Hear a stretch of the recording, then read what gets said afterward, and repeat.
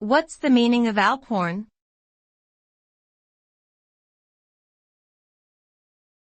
Alphorn.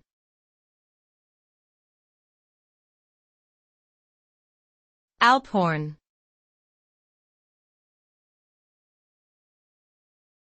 Alphorn.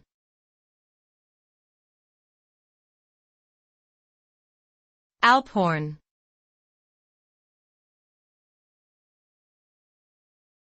Alphorn.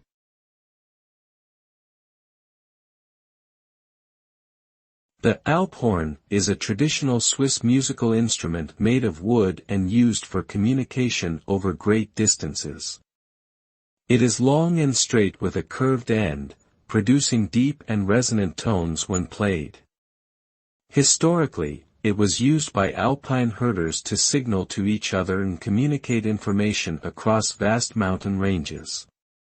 Today, the alphorn is commonly played in orchestras and at cultural events in Switzerland, and has even been adapted to modern music genres such as jazz. Overall, the alphorn represents a unique aspect of Swiss culture and heritage.